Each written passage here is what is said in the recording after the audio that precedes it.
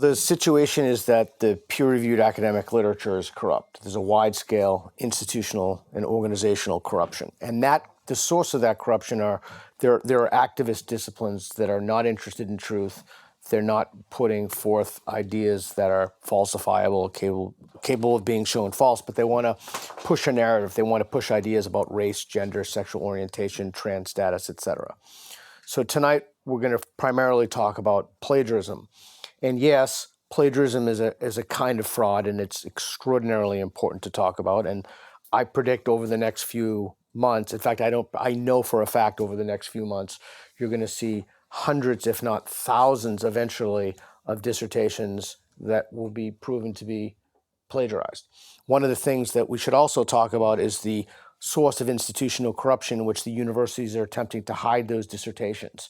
They're attempting to take off people's names from the diversity, equity, inclusion, so you can't find those dissertations. So that's one problem. So you have the problem of plagiarism, the problem of university administrators knowing that their faculty have plagiarized. So instead of saying, okay, let's hold people accountable, they're hiding the dissertations and they're making it almost impossible to get those. And then the final thing is, what I really don't want to be lost in this conversation tonight is that there are disciplines that are not rigorous, they're not sound, they're putting forth ideological conclusions, and then those conclusions are going on to inform public policy. Listening to what you've both said, I think the real thing that we need to sever is the link between activism and careerism in universities. It is 100% in your interest, or it was the last time I was in a university, to be an activist, even in the promotion criteria. And I'm talking about the university I was familiar with, but in the promotion criteria, it would say, are you a good ally? You know, you could get points in your promotional case by showing how moral you were and how you thought the right things. And so that obviously that's going to, it's going to deter heterodoxy, because it's going to end up having professional consequences, not just social consequences. And so much of academic progression is based on relying on other people to let you through the gate. You know, if you need your stuff in prestigious journals, you need to get the right sorts of grants, you need to be on the right sorts of committees. So you can't afford to alienate people in those ways if you're young and you want to get on. And that's important. So that's what people mean when they talk about capture, then. Yeah. That it's somehow that a group have worked out the mechanics of taking over an institution. Sort of instinctive. I don't think they actually thought it through very carefully. I think it's just that there's many other layers to this which make it very complicated. So one is that a lot of academics are unable to face confrontation and really just want to get on with their 16th century manuscript or whatever, and don't want to be on social media. Most academics aren't on social media, and they're like, oh, I can't go on there. But that leaves the field free for a few people to be extremely influential. So you have entire bodies of academic literature that have been corrupted. You cannot publish something that goes against the narrative. You cannot publish, for example, something that says, you know, the number of unarmed black men shot by police is proportionate to the number of. Roland Fryer tried something similar to that at Harvard. And by the way, he was the victim of Claudine Gay's witch hunt. Okay, so you have bodies of literature that have been corrupted. 50%, really think about this. 50% of papers in psychology, it's called a replication crisis, cannot be replicated. 50%? Are you kidding me? You mean half of the stuff, of the work that people go into a clinical setting with, the tools that they go to help people, you mean half of those can't be replicated? Let that percolate. That's astonishing. And we're teaching those, and I go all around the world and I say, who's familiar with the replication crisis? Who's a psychology major? Who's familiar with the replication crisis? Nobody has any idea what it is. Nobody. I've probably asked that question 500 times at universities, clueless. You can mitigate that very quickly by putting it in the syllabus to be in class. Look, we don't know if this is true. It's our best guess. 50% chance. You're flipping the dice. Okay. So why are the institutions doomed? You have a situation in which my personal feeling is that there are around, I could be wrong about this, we'll know soon enough, about 10% of academicians have plagiarized in the humanities, probably lower in the sciences. In the sciences, you probably see data fraud as more of a phenomenon. Okay. The reason that there's a legitimation crisis, that's Habermas's 1973 phrase from a paper, the German philosopher. The reason that there's a crisis in the legitimacy of institutions is because those institutions are not worthy of our trust. They have betrayed public trust. They have become, our engines of knowledge production are fundamentally compromised. And when they're fundamentally compromised, it's like, was it the horse in Alice in Wonderland that runs off furiously in all directions, right? So obviously, by saying burn them all down, we're not actually talking about physically burning them down. What is it that you suggest we do in that situation? well, there's only one thing. Look, it is better for people. One thing we can do is we can start plugging vocational schools, right? But it is better for people. Dan Dennett picks up a famous phrase: if it's not worth doing, it's not worth doing well.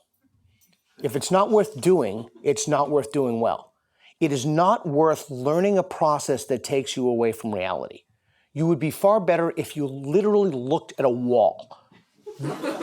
You would be. Than if you learned something that divorced you from reality and inhibited your function in social civil society. So you have no hope that this problem can be corrected, that these institutions can start becoming more worthwhile again? No. So not only do I have no hope, but if you want any kind of hope, you have to burn them down. So what is the alternative to that? The alternative is, and Kathleen is also a founding faculty fellow at the University of Austin and other places. Yeah, but I don't agree with you. Okay. Well, I'll tell you my solution. My solution is, rather than we have institutions, academic institutions that are ideology mills. Their primary function, and their primary function of people who teach there, is to discharge some deranged ideological mission. So start new ones. So start new ones, but it's insufficient to start new ones. New ones in a capitalist framework can put pressure to leverage themselves for other institutions to have some kind of a corrective mechanism. But right now, there's no corrective mechanism. So you have to start new institutions. Stephen Blackwood was here when we last did our event. He started Ralston College. More institutions are popping up. But right now, what we have is a situation that is literally teaching people that the foundations of Western civil society are cancerous and poisonous, and that thinking has metastasized throughout the system. I do feel defensive of philosophy, and I don't think I agree with you, Pete, that there's sort of bad ideas that we need to root out directly because they're just obviously false, and you'd be better off looking at a wall than these ideas, because I think you get rid of enormous parts of the history of philosophy if you start going down that route. I think philosophy is, the question is, what is reality? And in a way, that is what even gender studies academics are trying to answer. Mm-hmm. It's still a philosophical impulse. Yes, they're not doing it very well. Yes, they're accepting certain things as axiomatic that they should be questioning and all that, but they are still trying to engage in important metaphysical thoughts that I think we shouldn't just dismiss as ridiculous, in a sort of brute empiricist kind of way. So what I think we need to do is act more indirectly to try and get the quality of thought. If we're assuming that universities are for producing research, because we could actually decide that they're not.